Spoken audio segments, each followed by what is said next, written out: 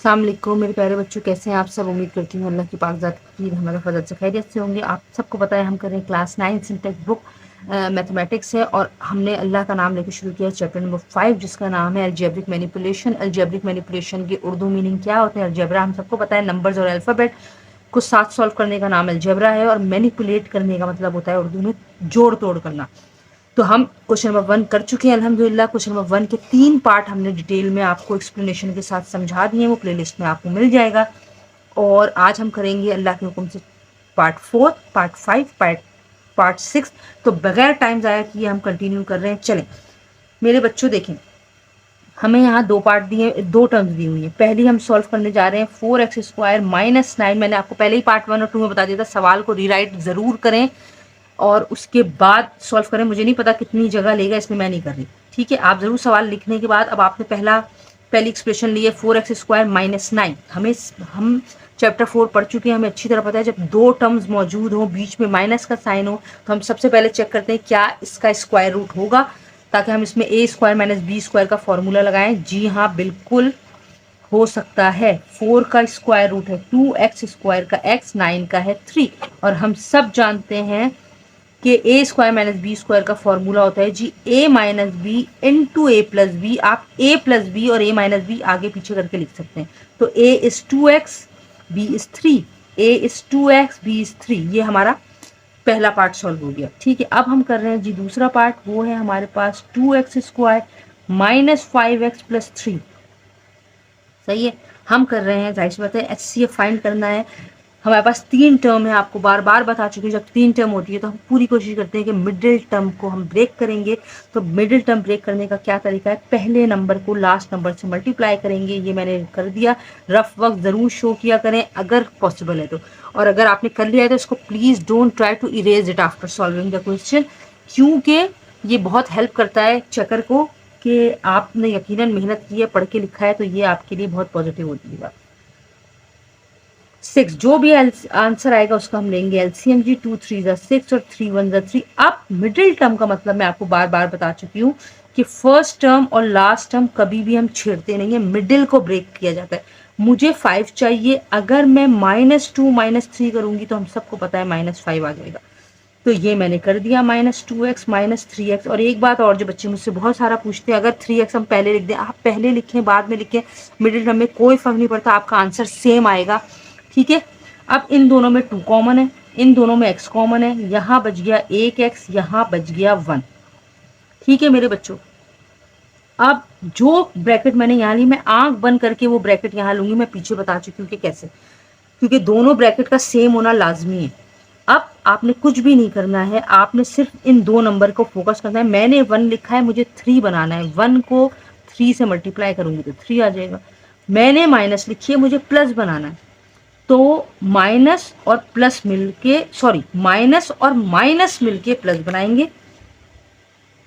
ये मैं वाइट तो कर दूं पहले, थोड़ी सी कंफ्यूजन हो जाती है बेटा, इसके लिए आप पहले से जरा, सही, नो इशू। यहाँ माइनस और माइनस मिलके, माइनस और माइनस मिलके प्लस बनाएंगे, ठीक है। तो अब जो दोनों में सेम है वो मैंने पहले लिख लिया, आप चाहे बाद में लिख लें। और 2x माइनस 3 जो बच गया, 2x माइनस 3 वो हमने एक साथ लिख लिया। अब हमें क्या करना है? अब हमें दो बातें हैं जो हमारा सवाल हमसे कह रहा है, फाइंड द HCF। हम सबको पता है HCF में हम क्या करते हैं, पहले CF मालूम करते हैं, कॉमन फैक्टर। और कॉमन फैक्टर को मल्टीप्लाई करके हम लिखते हैं हाईएस्ट कॉमन फैक्टर। तो देखते हैं कि यहाँ क्या चीज़ कॉमन आ रही है। दोनों के पास 2x माइनस 3 मौजूद है, तो 2x माइनस 3 तो हमारा कॉमन फैक्टर हो गया, क्योंकि हाईएस्ट कॉमन फैक्टर को मल्टीप्लाई करके आता है, तो एक ही वैल्यू को, एक ही टर्म कॉमन है, तो वही हमारा HCF हो जाएगा। ये हमारा पार्ट 4 सॉल्व हो गया। पार्ट 5 की तरफ चलते हैं। चले मेरे प्यारे बच्चों, देखिए हमारे पास यहाँ पार्ट 5 में 3 टर्म्स है। अब तक जो हमने किए हैं क्वेश्चन नंबर 1 के तमाम पार्ट जो है 1 से लेकर 4 तक 2 टर्म्स पे थे। अब यहाँ 3 टर्म, हमें कोई फर्क नहीं पड़ता, 3 हो 4 हो, हमें अपना काम करना है। हम एक एक करके सॉल्व करेंगे और बगैर टाइम ज़ाया किए शुरू करते हैं। पहला पार्ट हमें कह रहा है 2a² माइनस 8b²। बेटा हमें पता है कि अगर दो टर्म हो और बीच में हो माइनस साइन तो हम सबसे पहले रूट निकालते हैं। तो 2 का कोई रूट नहीं है, 8 का भी नहीं है, तो लेकिन 2 और 8 एक साथ 2 के टेबल में आते हैं तो हम 2 कॉमन लेंगे पहले। तो यहाँ बच जाएगा a² और यहाँ 2 के टेबल में 8 आता है 4 जा, और ये रहा b²। अब जो कॉमन है उसको अलग ही रहने दें, और ये हमने a² माइनस b² का फॉर्मूला यहाँ पे अप्लाई कर दिया। ठीक है, तो a² का स्क्वायर रूट a, 4 का 2 और b² का b। जो कॉमन है उसको रहने देंगे। a² माइनस b² बराबर है जी a minus b into a plus b के। ठीक है, a minus 2b a plus 2b। Hope so आपको समझ में आया होगा। पार्ट 2 देखते, पार्ट 2 नहीं मतलब इसका next. 4a² plus 4ab minus 24b²। अब हमें क्या करना है, हमें कुछ भी नहीं करना, बहुत आराम से हमें क्या करना है। हमने देखा 4 4 और 24। मैं अगर इसमें से 4 कॉमन निकाल लूं तो यहां बचेगा जी a² प्लस ab माइनस 4 6 24 होता है ना, 6b²। अब क्या करूंगी, अब मैंने क्या करना है, कुछ भी नहीं करना है। मुझे पता है 3 टर्म है, मुझे मिडिल टर्म ब्रेक करनी है। 1 6 6, पहला नंबर आखिरी नंबर से मल्टीप्लाई होगा, जो भी नंबर आएगा उसका लूंगी एलसीएम। 2 3 6, 3 1 3। मुझे 1 चाहिए तो मैं 3 में से 2 माइनस करूंगी तो ये आ गया 1। तो a² अपनी जगह है, माइनस 6b² अपनी जगह है। मिडिल टर्म ब्रेक करनी है, मुझे प्लस चाहिए तो मैंने बड़े नंबर को प्लस रहने दिया है, प्लस 3ab सही है, और माइनस 2ab। अब मैं क्या करूंगी, ये 4 जो कॉमन है वो तो ऐसे ही रहेगा। अब इन दोनों के पास a कॉमन है, बचा a प्लस 3b, ऐसे ही है। अब यहाँ पे मैंने आंख बंद की a प्लस 3b लिख दिया है। मैंने आपको कहा था कि आखिरी की 2 वैल्यूज देखेंगे बस। मैंने क्या लिखा है, वहां क्या चाहिए, 3 है, मैंने 3 लिखा है, 6 बनाना है, 3 2 6। मैंने b लिखा है, मुझे b² चाहिए, एक b कम है, मैंने एक b लगा दिया। मैंने प्लस लगाई है, मुझे माइनस बनाना है, तो प्लस और माइनस मिलके माइनस बना देंगे। तो 4 एज इट इज रह गया, जो दोनों में सेम है, a प्लस 3b लिख दिया, और a माइनस 2b जो रह गया है वो हमने लिख दिया। अब हम जा रहे हैं थर्ड एक्सप्रेशन की तरफ। लेकिन देखें, अभी देखें अल्हम्दुलिल्लाह a माइनस 2b इन दो में कॉमन है। तीसरा पार्ट देखते हैं क्या है जी। तीसरा है 2a² minus 12ab plus 16b²। तो इसमें भी 2 कॉमन आ रहा है।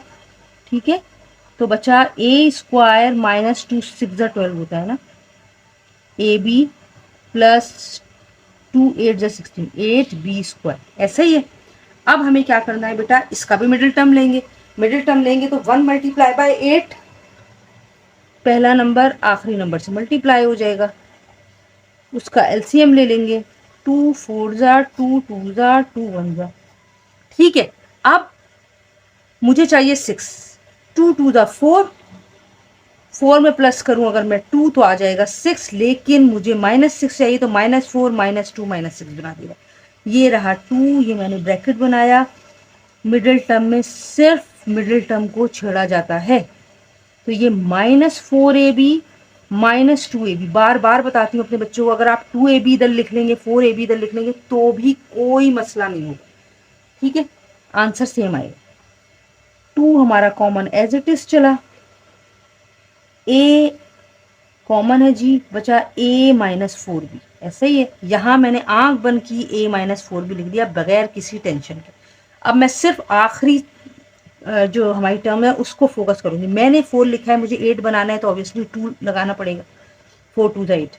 मैंने एक भी लिखा है, मुझे 2 भी बनाने हैं तो एक भी मिसिंग है, यहाँ लगाना पड़ेगा। माइनस मैंने लगाई है, मुझे प्लस बनाना है तो माइनस और माइनस प्लस बनाएंगे। 2 जो दोनों में सेम है वो पहले लिख लें, बाद में भी लिख सकते हैं, a माइनस 4b और a माइनस 2b। अल्हम्दुलिल्लाह अल्हम्दुलिल्लाह अल्हम्दुलिल्लाह। ये देखिए a minus 2b a minus 2b a minus 2b सही। अब मैं यहाँ लिखूंगी सबसे पहले कॉमन फैक्टर।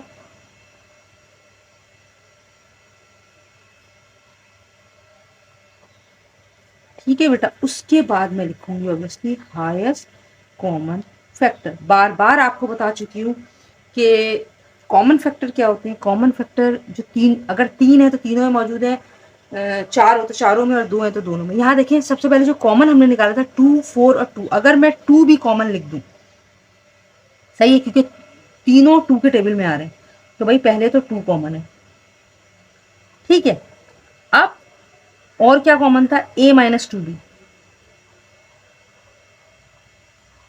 अब और कुछ भी कॉमन नहीं है, तो यही आपका हाईएस्ट कॉमन फैक्टर है। 2 इंटू ए माइनस 2b भी लिख सकते हैं आप, और 2 इंटू ए 2a माइनस 4b भी लिख सकते हैं। ये आपके दोनों आंसर सही हैं। होप सो आपको समझ में आया होगा। लास्ट पार्ट है क्वेश्चन नंबर 1 का, जल्दी से शुरू करते हैं। चले मेरे बच्चों, ये हमारा 6 पार्ट है, थोड़ा सा डिफरेंट है। कैसे वो मैं आपको बता देती हूँ। अब तक हमारे पास या तो 2 टर्म्स थी या 3 थी। इस सवाल में हमारे पास 4 टर्म है। हम चैप्टर 4 करके आए हैं अल्हम्दुलिल्लाह, बहुत डिटेल में आपको एक एक चीज़, एक एक बात समझा चुकी हूँ। जब 4 टर्म्स होती हैं तो हमारा पहला काम क्या होता है? हम ये चेक करते हैं कि पेयर बना के कॉमन निकाल लेते हैं। तो अगर मैं यहाँ देखूँ, एक्स क्यूब है, एक्स स्क्वायर है, एक्स स्क्वायर कॉमन है जी, बना एक्स, यहाँ बचे एक एक्स और यहाँ बचा 1, और मैंने एक्स प्लस 1 यहाँ लिख लिया है। 1 है, मुझे 1 चाहिए, मैं 1 लिख दूंगी। प्लस है, मुझे प्लस बनाना है, मैंने प्लस लिख दिया। तो हमारे पास क्या आया? जो 2 सेम है वो मैंने लिख लिया, x plus 1 x square plus 1। ये तो हमारा पहला हिस्सा सॉल्व हो गया। दूसरा हिस्सा देखें, x cube plus 3x square plus 3x plus 1। अब जो बात मैं आपको बताने जा रही हूँ, बहुत बहुत बहुत ध्यान से सुनिएगा। मैं आपको एक चीज़ बताना चाह रही हूँ, और वो मैं आपको कैसे बताऊंगी, वो मैं आपको ऐसे बताऊंगी। देखें, ये है मेरा रफ पेज, ठीक है। बहुत गौर से मेरी बात सुनिएगा, क्योंकि मेरे पास इतनी जगह नहीं है कि मैं आपको इधर रफ कर दूँ फिर क्रॉस करूँ। फिर मैंने क्यों लिया है ये है एक्स क्यूब, होप सो आपको दिख रहा हो, plus 3x square plus 3x plus 1। अगर मैं इन दोनों में से एक्स कॉमन स्क्वायर कॉमन निकालती हूँ जो, तो बचा x प्लस 3, सही है, ऐसा ही है। अब अगर मैं यहाँ x प्लस 3 लिखती हूँ, तो मैं 3 को किस नंबर से मल्टीप्लाई करूँ कि 1 आ जाए? ऐसा तो हो ही नहीं सकता। यहाँ 3x प्लस 1 बच रहा है, तो मतलब आप 4 में से पेयर वाली बात तो यहाँ ख़त्म हो जाती है। तो अब अगर उन्होंने सवाल दिया है तो यकीनन वो सॉल्व होगा, लेकिन कैसे सॉल्व होगा? अब मैं आपको एक बहुत बहुत लॉजिकल बात बता दूँ। जब आप ये देखें कि आपका पेयर बना के कॉमन नहीं निकल रहा, तो आपने आंख बंद करके उसको सिंथेसाइज करना है, मीन्स साइंथेटिक डिवीजन की तरह उसको सॉल्व कर लेना है। अगर हम इसको साइंथेटिक डिवीजन में सॉल्व करेंगे तो हम सबसे पहले क्या लिखेंगे? हम जो चैप्टर 4 कर चुके हैं उनको अच्छी तरह पता है कि मैंने उसको क्या बताया था, लेकिन मैं थोड़ा सा यहाँ वो कर देती हूँ। आपको कुछ नहीं करना, जो कांस्टेंट है, कांस्टेंट कहते हैं ऐसा नंबर जिसके साथ कोई अल्फाबेट ना हो। कांस्टेंट का फैक्टर निकालें। द फैक्टर ऑफ 1 इज, क्या हो सकते हैं 1 के फैक्टर? या तो +1 होगा या -1 होगा, ऐसे ही है। अब आपने लिखा पी एक्स, एक्स यानी function of x, P stand for function of x, यहाँ जो अल्फाबेट होगा वो ब्रैकेट में आएगा। अब आपने लिखा x cube plus 3x square plus 3x plus 1। अब या तो पहले मैं इसमें +1 पुट करूं, फिर मैं -1 पुट करूं, लेकिन एक चीज़ होती है, माशाल्लाह आप सब बड़े बच्चे हैं, एक चीज़ आप अगर देखेंगे तो यहाँ सारी साइन प्लस है, तो मैं +1 तो पहले पुट नहीं करूंगी, मैं पुट करूंगी suppose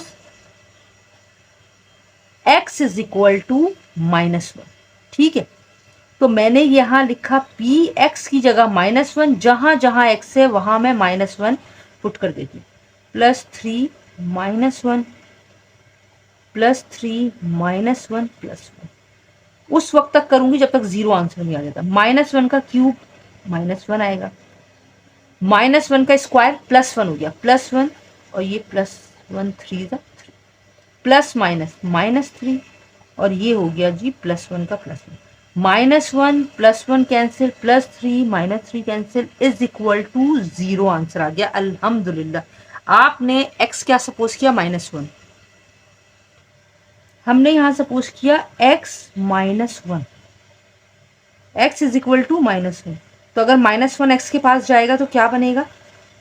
x + 1। Therefore the first factor is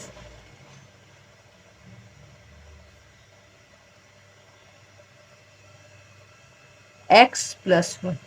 अब हम दूसरा फैक्टर मालूम, एक फैक्टर, ये दो है फैक्टर, अब हमने एक मालूम कर लिया। दूसरा मालूम करने के लिए हमने क्या किया, हमने इसको सिंथेसाइज करना है। तो क्या करेंगे, जो भी हमने एक्सपुट किया है, साइंटिफिक डिवीजन कैसे होता है मैं चैप्टर 4 में बता चुकी हूँ, फिर भी अभी बता रही हूँ ताकि जो बच्चे पहली दफ़ा देख रहे हैं वो समझ लें। बेटा जो भी आपने एक्सपुट किया है वो आप उसको अलग कर दें। ये आपका बन गया है मल्टीप्लायर। जितने कोफिशिएंट है, कोफिशिएंट ऑफ एक्स, वो एक साथ लिख लें। एक्स क्यूब का बना ऑब्वियसली 1, एक्स स्क्वायर का है +3, सही है, और एक्स का है 3, और जो कांस्टेंट है उसको बिल्कुल अलग कर दें। अलग कर दिया। अब मेरी बात ध्यान से सुनो, ठीक है, थोड़ा टेढ़ा हो रहा है, चले आप इग्नोर कर दें। पहला नंबर एज इट इज नीचे उतार दो। अब जो मल्टीप्लायर और ये नंबर आपस में मल्टीप्लाई होगा, -1 1 जा -1, 3 में से 1 गए, 2 बचे। अब मल्टीप्लायर इससे मल्टीप्लाई होगा, -1 2 जा -2, 3 में से -2 गए, 1 बचा, सही है। अब -1 1 जा -1 और ये आ गया 0, ठीक है। अब जैसे ही ये आ गया, हमने क्या करना है, हमने कुछ भी नहीं करना, ठीक है। अब आपने ये नंबर उतारा 1 2 और 1, सिर्फ एक्स के कोफिशिएंट। मैंने आपको पहले ही बताया था, ये कोई भी ये बात नहीं बताएगा आखिर ये, क्योंकि एक्स के कोफिशिएंट थे, आपने सब जगह एक्स लगाए, ठीक है। उल्टी पावर लगाना शुरू करें 0 से, 0 1 2, तो हमारे पास क्या फिगर आएगी, हमारे पास आएगी वैल्यू एक्स स्क्वायर, क्योंकि कोई साइन नहीं है तो +2x + 1, 1 इंटू 1, क्योंकि x जिसकी भी पावर 0 होगी वो 1 है एक्चुअली, 1 इंटू 1 1।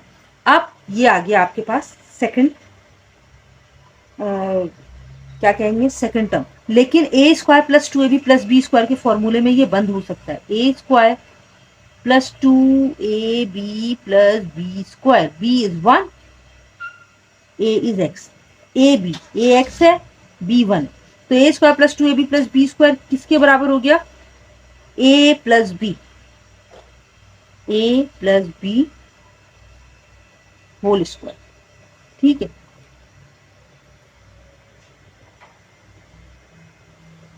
ठीक है मेरे बच्चों, अब आपने देखा यहाँ x + 1 होल स्क्वायर है, यहाँ x² + 1, यहाँ x + 1 भी है और यहाँ पे भी x + 1 है, तो the factor is therefore, the factor is, या कॉमन फैक्टर लिख लें आप, c लिख रही, सही है, जगह बिल्कुल नहीं है। The common factor is x + 1 और ओनली x + 1 ही है कॉमन फैक्टर, तो हमारा हाईएस्ट कॉमन फैक्टर क्या बना, x + 1, ठीक है। कहाँ लिखूं, यहाँ लिख दूं, जगह बिल्कुल भी नहीं है तो यहाँ लिखना पड़ेगा, HCF = x + 1। अल्हम्दुलिल्लाह अल्हम्दुलिल्लाह अल्हम्दुलिल्लाह, क्वेश्चन नंबर 1 के तमाम पार्ट आज सॉल्व हो गए। कैसे समझ में आया, किस तरह समझ में आया, कोई सवाल है जो आप पूछना चाहते हैं, कोई बात है जो आप करना चाहते हैं, प्लीज़ मुझे मैसेज कर दीजिए, तो मैं इंशाल्लाह उस टॉपिक को कवर करने की कोशिश करूँगी। सदका जारिया समझ के इस चैनल के लिंक को जिस हद तक हो सके शेयर कर दिया कीजिए, अपने फ्रेंड्स में, फैमिली में, अपने ग्रुप्स में, तो आपकी बड़ी मेहरबानी होगी। अपनी दुआ मुझे ज़रूर याद रखिएगा। नेक्स्ट क्वेश्चन के साथ नेक्स्ट वीडियो में हाजिर होंगी। टिल देन अल्लाह हाफ़िज़।